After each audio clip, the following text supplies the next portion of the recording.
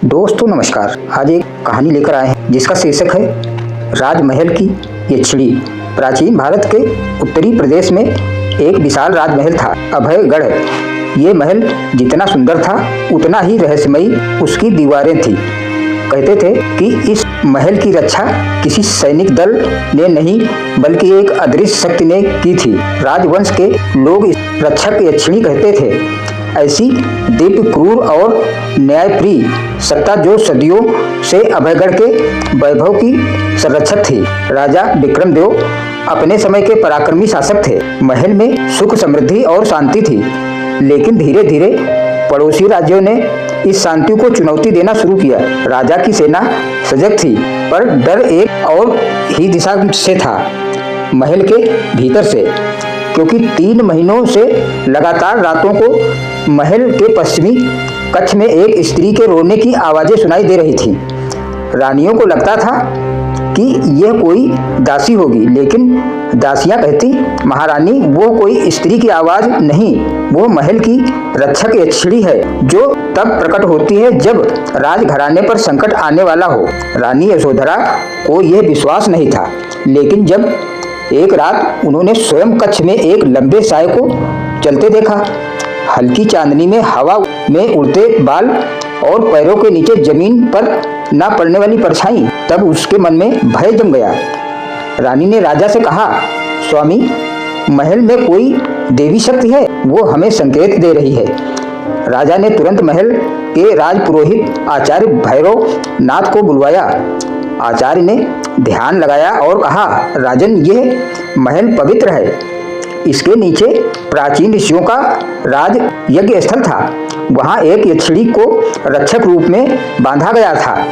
वो राजवंश की रक्षा करने की शपथ लेकर यहाँ निवास करती है।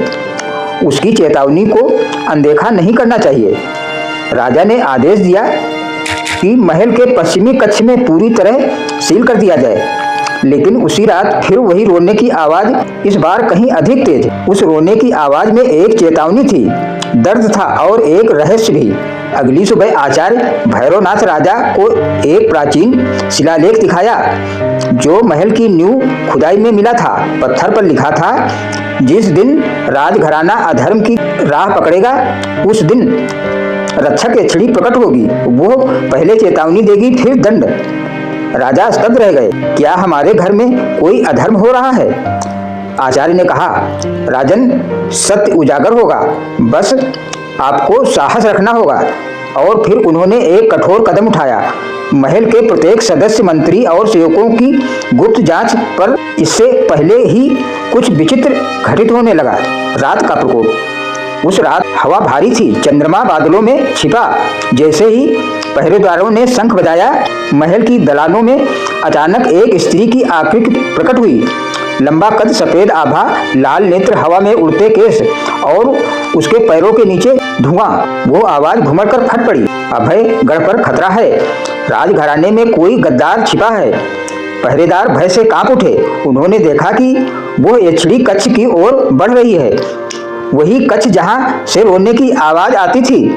जब वो कक्ष के निकट पहुंची, दरवाजा स्वयं खुल गया।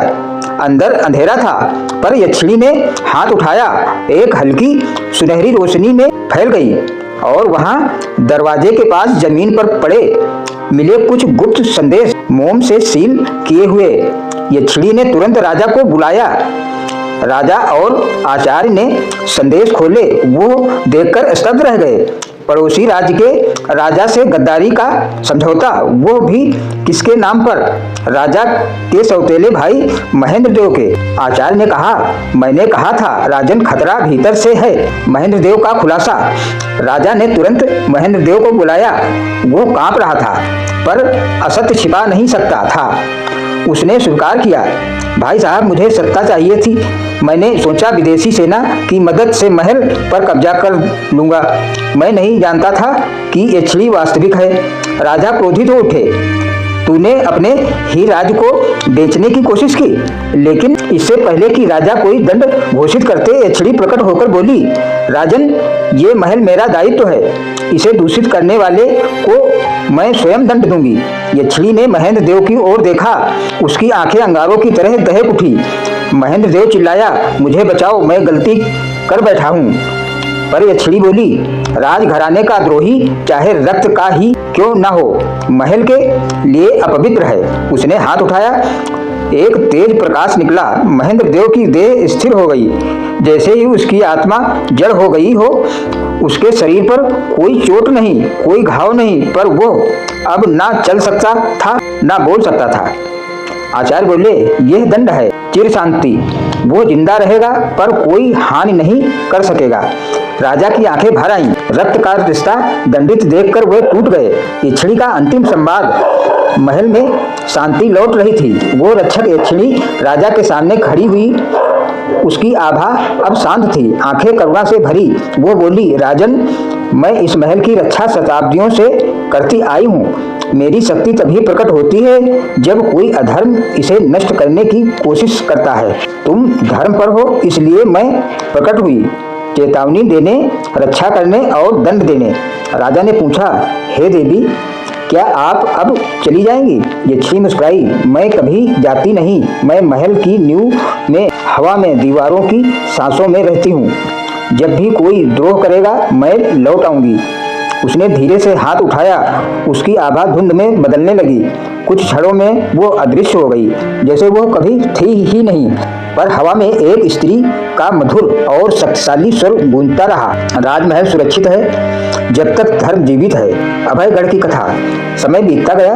राजा विक्रम देव का राज पुनः समृद्ध हुआ। महल में फिर शांति और उत्सव लौट आए। लेकिन हर रात महल के पश्चिमी कक्ष में एक लौ टिमटिमाती रहती, किसी दीपक की नहीं, उस यक्षिणी की उपस्थिति की। कभी हवा से साड़ी की सरसराहट सुनाई देती, कभी दीवारों पर हल्की सी छाया गुजर जाती, और इस तरह लोगों में विश्वास बन गया, अभयगढ़ राजमहल की रक्षक केवल सैनिक नहीं बल्कि एक अमर यक्षिणी है जो सदियों से राजवंश की रखवाली कर रही है। तो दोस्तों, ये कथा कैसी लगी?